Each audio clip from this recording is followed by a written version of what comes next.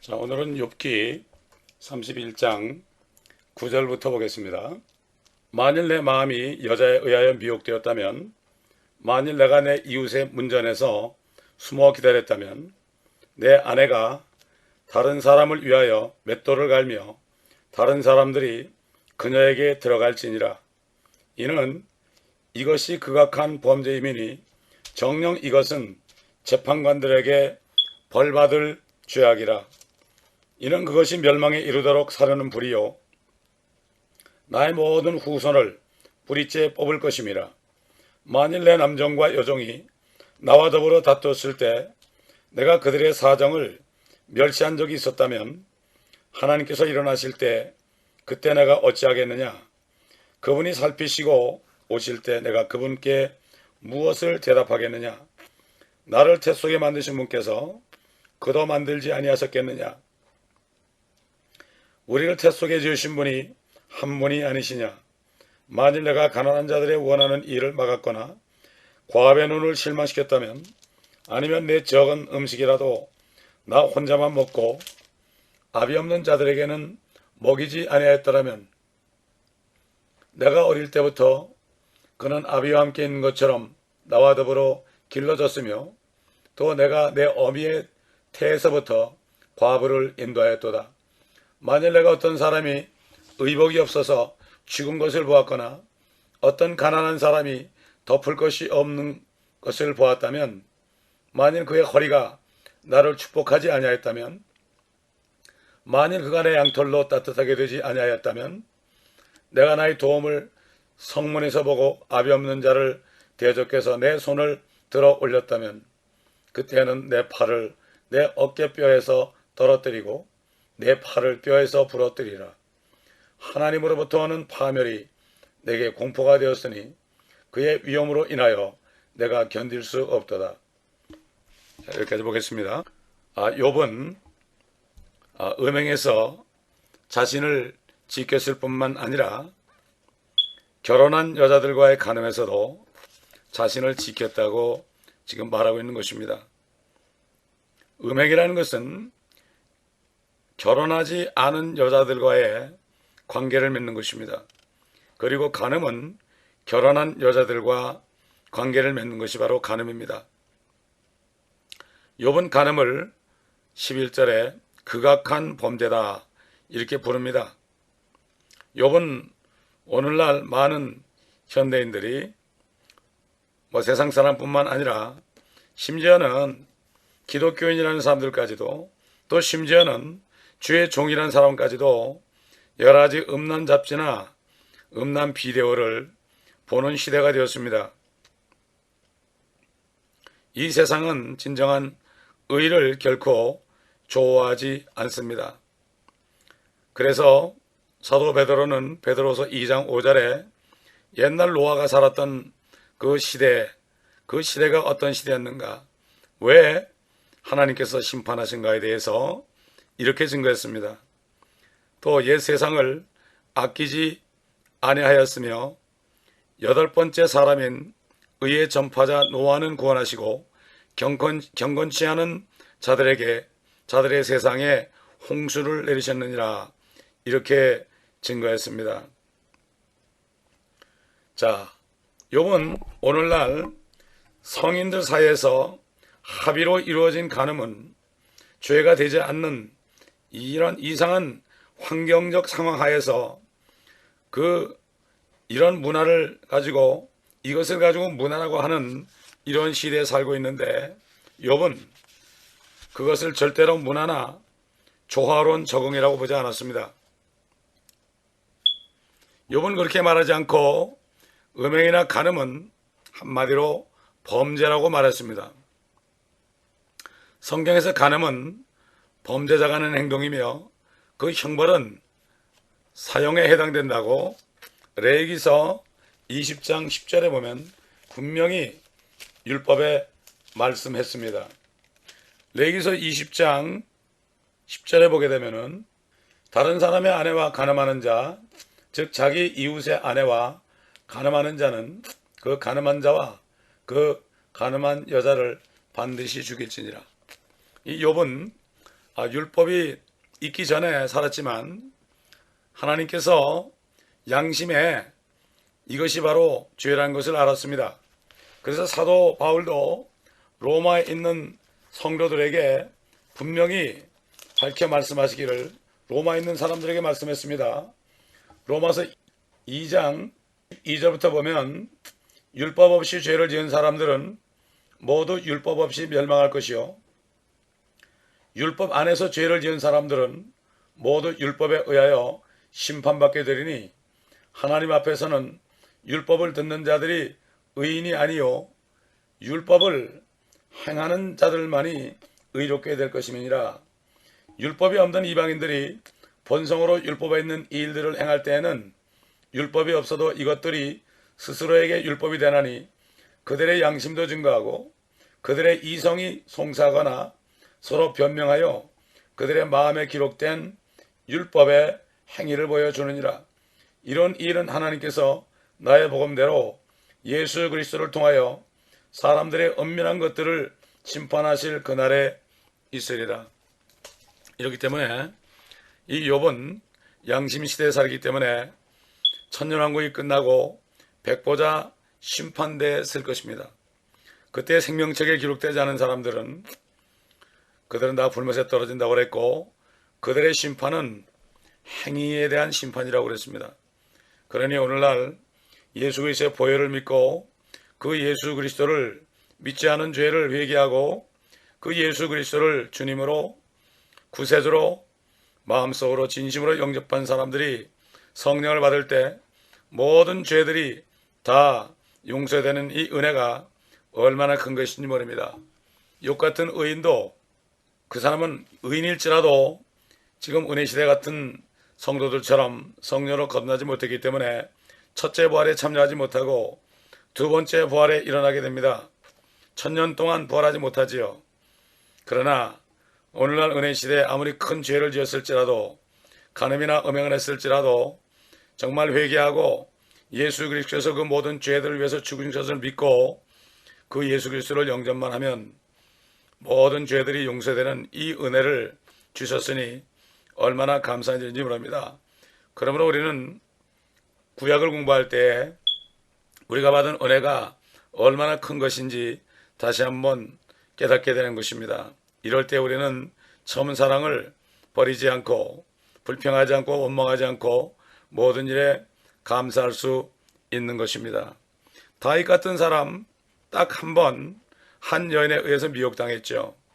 우리아의 아내 밧세바, 그가 밖에서 벌거벗고 목욕하는 장면을 그 다윗이 봤습니다. 사실 그 여인이 미혹을 한 건지는 모릅니다. 이 욥이라는 사람은 여인에게 미혹당하지 않았다고 그랬죠.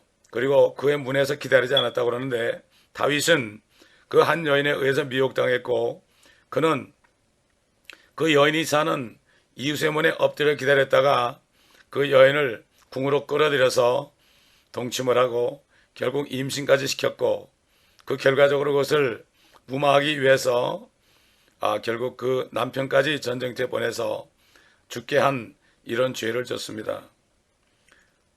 자, 다윗의 아내들은 다른 사람들을 위해 자기 아내가 다른 사람들을 위해 맷돌을 가게 됐으며 다른 사람들이 그 아내들에게 들어갔습니다.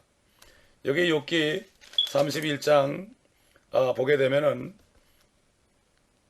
9절 보면 만일 내 마음이 여자에 의해서 미혹되었다면 만일 내가 내 이웃의 문전에서 숨어 기다렸다면 내 아내가 다른 사람을 위하여 맷돌을 갈며 다른 사람들이 그녀에게 들어갈지니라고 그랬죠. 근데 욥은 그렇게 하지 않았습니다. 그러나 다윗은 이렇게 하다가 결국은 그대로 됐습니다. 그 아들이 결국 아들 압살롬이 대낮에 그 아내들을 첩들을 범하는 일이 일어났습니다. 이것은 율법 시대에 그 죄로 인하여 당연히 받은 그러한 보응이었죠. 이것이 사무엘하 16장 22절에 분명하게 기록되어 있습니다. 20절부터 읽으면은 그러자 압살롬이 아히도펠에게 말하기를 우리가 어떻게 해야 할지 너희 가운데서 계략을 내놓으라 하니 아히토펠이 압살롬에게 말하기를 왕의 부친이 남겨두어 궁을 지키게 한 왕의 부친의 첩들에게 들어가소서. 그리하면 왕이 왕의 부친에게 미움을 받은 것을 된 것을 온 이스라엘이 들으리니 왕과 함께한 모든 사람의 손이 강해지리이다 하더라. 그래야 사람들이 압살롬을 위하여 지붕에 장막을 치니 압살롬이 온 이스라엘의 목전에서 그의 부친의 첩들에게 들어가더라.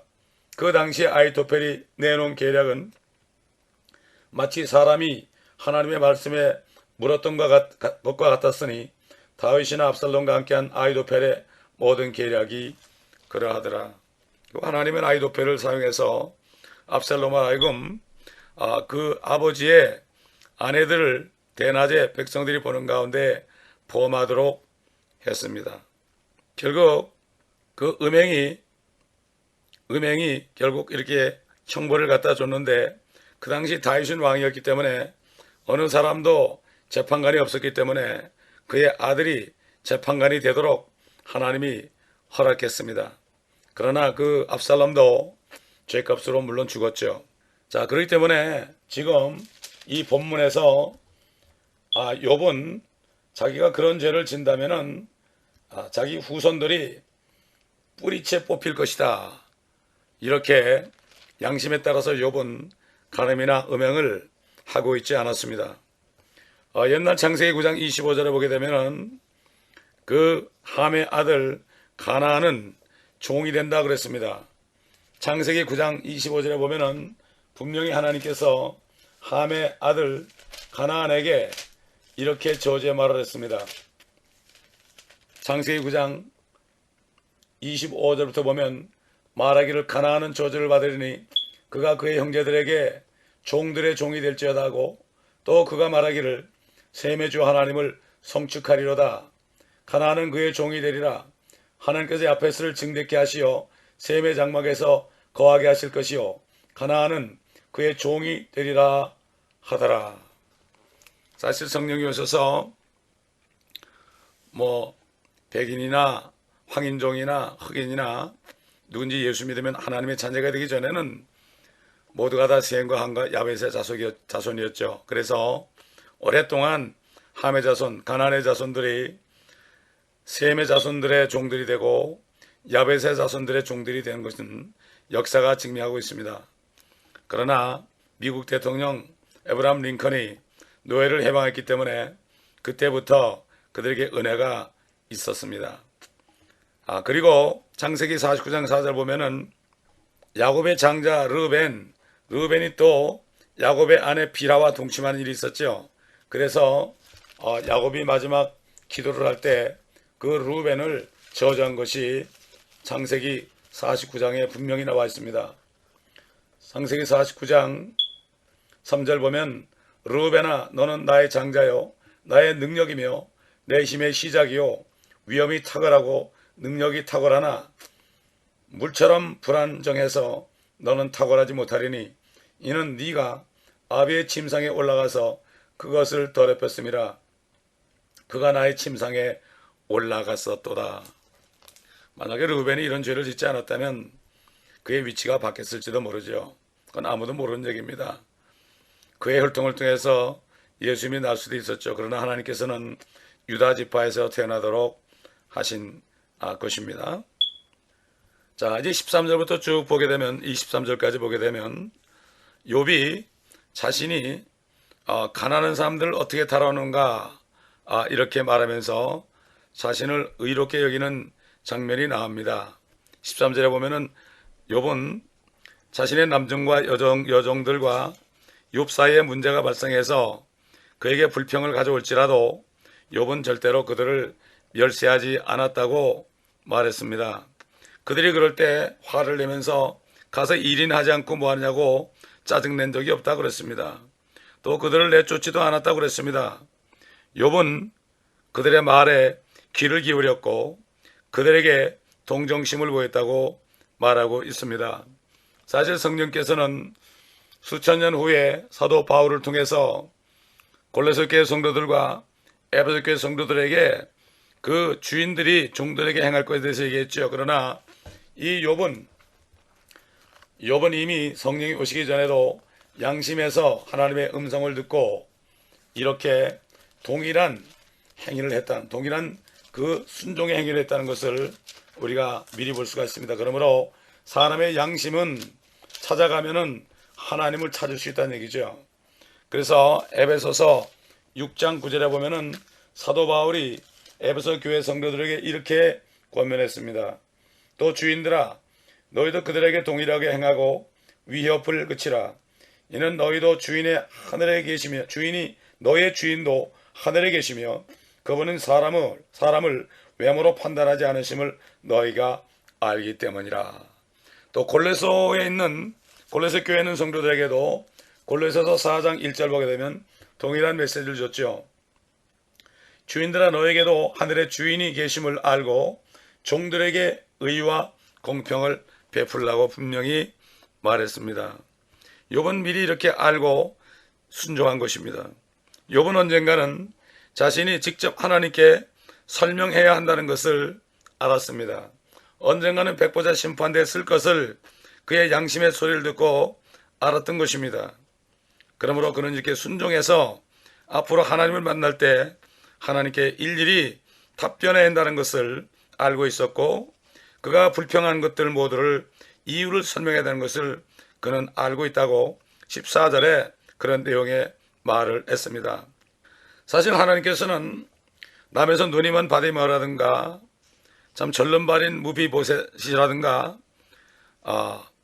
마리아와 마르다의 오라비인 나사로라든가 또 니고데모라든가 아브라함이나 심지어 빌라도나 헤롯 같은 사람, 이런 사람, 다윗, 모세, 이런 사람들, 많은 사람들, 이런 사람들을 다 주님이 결국 그 태에서 조성하셨다, 이것을 알았습니다.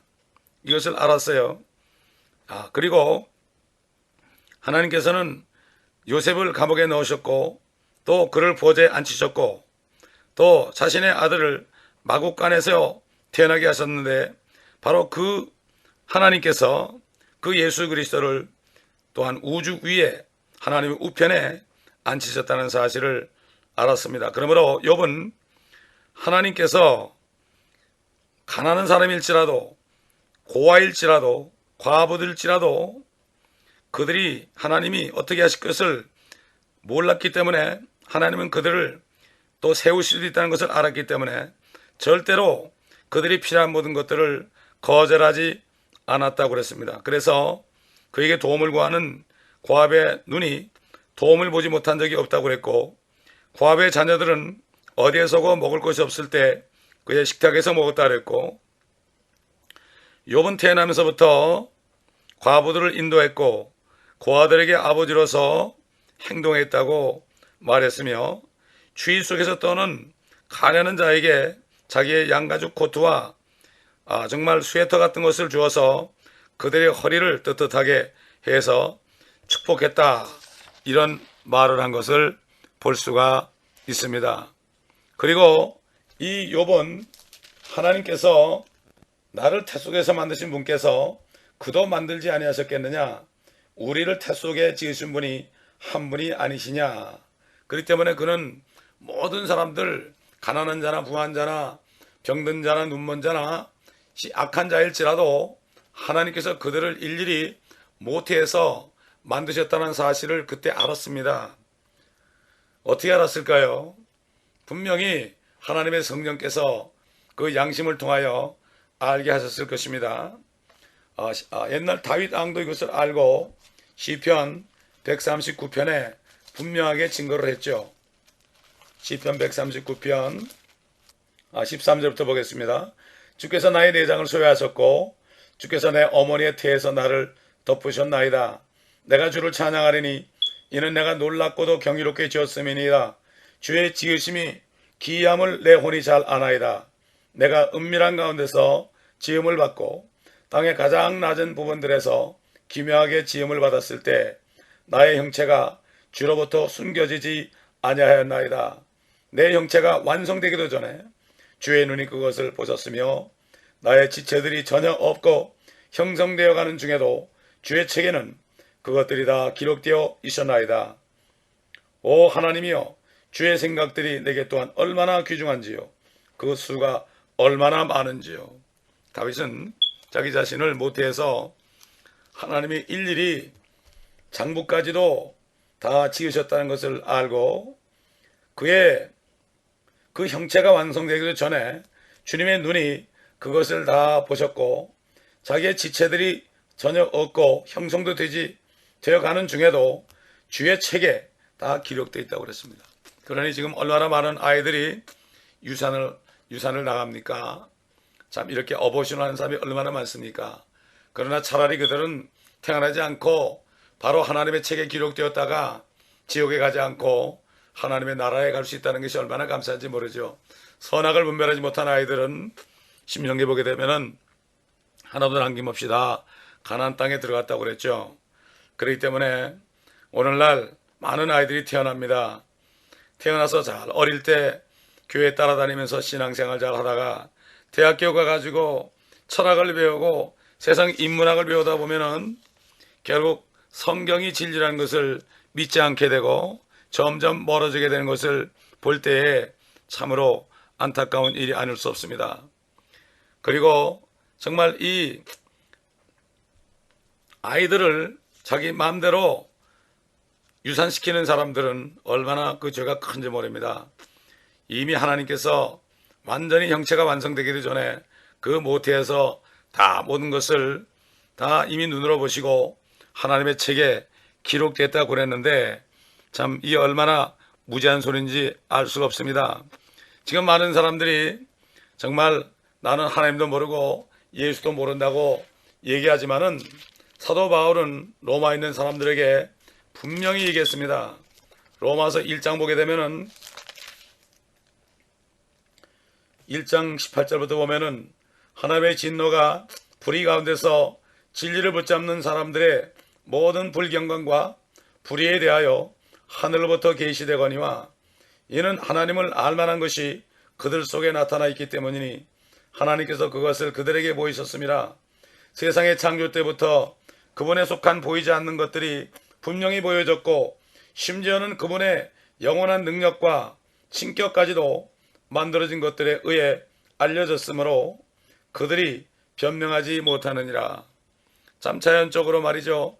성부, 성자, 성령이 하나인 것, 완전히 화합을 이루고 하모니를 이뤘다는 것이 자연계시에 얼마나 여기저기 나타납니까? 물도 수소가 2개요, 산소가 하나로 돼서 물 하나로 나타나죠.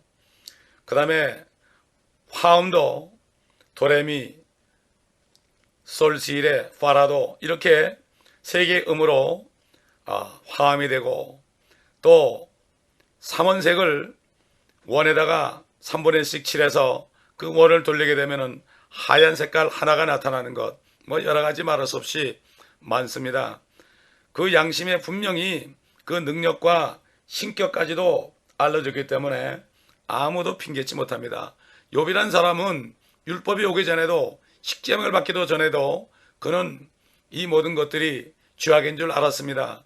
간음이나 음행이 죄악인 줄 알았습니다. 또 가난한 자들이나 불쌍한 사람들을, 고아나 과부들을 핍박하고 종들을 박해하는 것이 죄인 것을 알았습니다. 그러나 오늘날 사람들은 알면서도, 죄인 줄 알면서도 죄가 아니라고 그럽니다. 그래서 보게 되면은 남녀가 서로 관계를 가졌을 때 한쪽이 고소를 하게 되면은 이것이 죄가 되고 고소를 하지 않으면은 죄가 되지 않고 사랑이라고 그럽니다. 참 한국에서는 이제는 쌍벌죄를 지금 없애버리겠다고 그럽니다. 참 이것이야말로 간음죄를 없애버렸다는 얘기죠. 미국에 원래 이런 죄가 법이 없지만은 한국은 그래도 그것이 있었었는데 이제 그것마저도 그렇게 하는 것은 법을 만드는 사람이 누굽니까? 국회의원들 아닙니까? 한국은 지금 어린아이로부터 정치인 내리 이르기까지 모두가 다 하나로 정말 엄청난 성범죄 가운데 있고 심지어 주의 종들까지도 그런데 인법을 내가지고 교회에서 쫓겨나는 것들 들을 때 너무나 가슴 아픈 이야기죠. 여기 사도 바울은 불의 가운데 진리를 붙잡는 자들이 있다고 그랬습니다. 다시 말해서 불의한 일을 하면서도 이것은 요즘의 문화다. 이걸 이렇게 포장을 해가지고 결국 그 환경이 이렇게 될 수밖에 없다. 결국은 이렇게 해서 모든 것을 환경 탓으로 돌리고 양심에 화인을 맞은 이런 시대가 됐죠. 뿐만 아니라 하나님의 종들도 킹제임 성경이 옳다는 것은 알지만 지금 한국교회가 너무 오랫동안 캐톨릭이 변개한 리바이즈 버전을 너무 오래 썼기 때문에 킹제임 버전이 옳은 것을 알고 있으면서 진리인 것을 알고 있으면서 혼자만 보면서 성도들에게는 이것이 진리라고 얘기하지 않으면서 그러면서 킹제임 성경을 인용만 하는 이런 때가 됐습니다. 이것을 왜 바꾸지 않냐고 그러면은 교인들이 시험 들까봐 그런다 그런 얘기를 여러 번 들었습니다. 이것이 바로 불의 가운데서 진리를 붙잡는 자입니다. 어린아이가 태어나면 누가 쉰 우유를 먹이겠습니까? 정말 고급 우유를 먹이지 않겠습니까?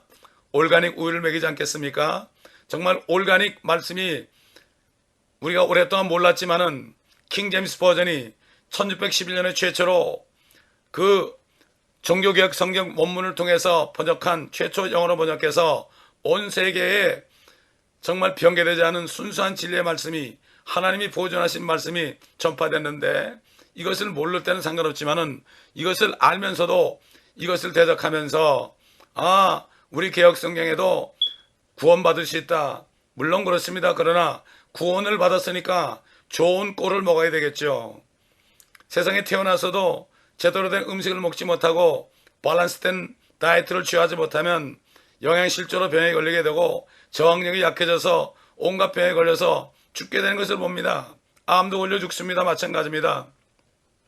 좋은 말씀을 먹여야 될 책임이 주의 종들에게 있기 때문에 결국 불의 가운데 진리를 억지로 붙잡으려 하는 사람들 분명히 심판하신다고 얘기했고 욥은 어느 날 심판됐을 때에 자신이 한 일에 대해서 하나님께 일일이 자기가 설명해야 될 것이라고 분명히 여기 고백한 것을 볼 수가 있습니다.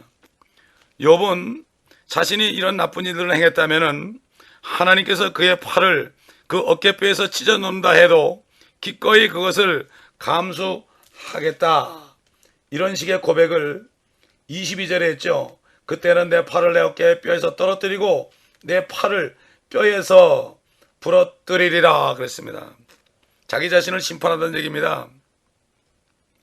그래서 욥은 욥기 27장 5절 보면은 내가 죽기까지 나의 완전함을 버리지 아니하겠노라 이렇게 얘기했습니다. 그렇다고 욥이 하나님 앞에 의인은 아니겠죠. 그러나 그 당시 양심에 의해서 심판받는 그 당시 사람으로서는 하나님께서 칭찬한 사람이요. 분명히 이스라엘이 범죄했을 때도 선지자 에스겔을 통해서 그 우상 섬기는 이스라엘 백성 가운데 욥이나 노아나 다니엘이 있을지라도 그들은 그들의 자신의 의로 자신의 혼들만을 구원할 수 있다. 자신의 혼들만을 구원할 수 있다. 이렇게 말씀한 것을 우리가 볼 때에 그 당시에 율법이 없었기 때문에 그들의 죄를 주님께서 죄값을 치르기 위해서 지옥에 보내지 않지만 그러나 백보자 심판대에서 그들의 행위로 심판받고 그들 욥 같은 사람은 틀림없이 영원 세계에서 새 땅에 사는 이러한 축복을 누릴 줄 믿습니다. 그러나 우리는 욥이나 다윗 같은 사람의 발꿈치도 따라갈 수 없는 그러한 이방인 죄인이었지만은 단지 예수 그리스도의 피를 믿었다는 거 하나 때문에 이렇게 큰 은혜를 받았으니 이거 정말 말로 헤아릴 수 없는 이러한 은혜를 받았는데 이 은혜를 받은 사람들은 가만히 있을 수가 없습니다. 정말 나 같은 죄인들에게 이 복음을 전하지 않을 수 없습니다. 안에 증거가 있거든요. 영원한 생명이 있습니다. 수가상 여인 그 음란한 여인이 이렇게 주님을 만나서 주님을 믿었을 때 그 당시에는 나를 보고 믿는 자는 영생을 얻는다고 주님 말씀하셨거든요. 그렇기 때문에 그가 성령을 받으니까 뛰어가서 결국은 많은 사람들에게 와보라가 이렇게 한 것처럼 정말 오늘날 거듭나서 은혜를 받은 사람들이 그렇게 많지 않습니다. 종교적으로 그냥 냄새만 풍깁니다. 그리스도의 향기를 풍기지 못합니다. 종교의 영을 풍기죠. 옛날 바리새인이나 서기관이나 사두개인처럼 그렇단 말입니다. 그러므로 지금이야말로 이 땅에 지금 태어난 사람, 과거 2000년 동안 태어난 사람, 지금 이제 조금 있으면은 은혜 복음이 전해줄 수 없는 이제는 대환란에 들어갈 때 정신을 차리고 한 사람이라도 주의 은혜로 인도하는 사람들이 되어야 되겠죠. 이 복음을 전하는 사람이 너무 진 것을 볼 때, 이 복음은 은사 받은 사람만 전한다는 사람들을 볼 때 너무나 가슴 아픈 일입니다. 전도의 은사라는 말은 성경에 없습니다. 너희는 내 증인이 된다. 나의 증인이 될 것이다. 이렇게 얘기했습니다.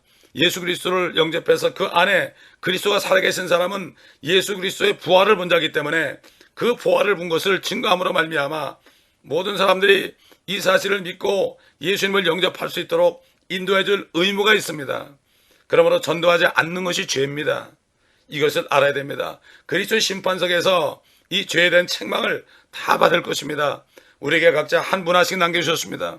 성경책 한 권을 줬습니다. 누가복음 19장에 있는 비유처럼 오늘날 우리에게는 성경책 한 권을 다 누구나 줬습니다.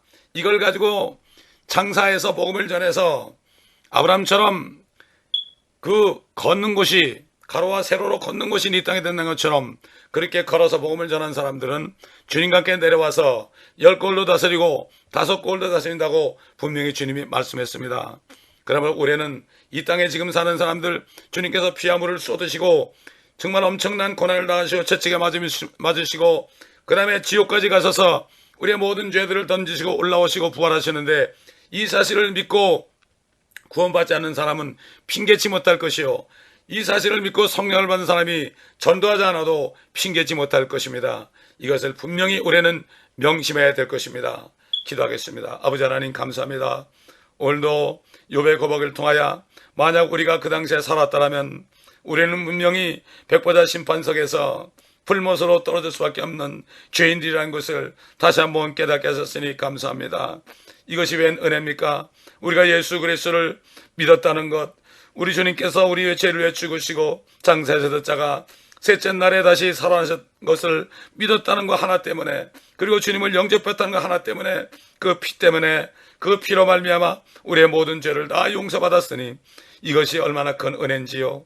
이 은혜를 잊어버리지 않고 상실하지 않고 끝까지 구원받은 기쁨으로 충만하여 복음을 전하다가 주님 앞에 설 때에 그리스도의 심판석에서 칭찬받고 기쁨의 멸류관을 받는 모두가 될 수 있도록 도와주시고, 의의 멸류관을 받는 모두가 되게 도와주시고, 썩지 않는 멸류관을 받게 하시고, 시들지 않는 영광의 멸류관을 받게 도와주시옵시고, 아버지 생명의 멸류관을 받는 모두가 될 수 있도록 도와주시옵소서. 감사드리며 우리 주 예수 그리스도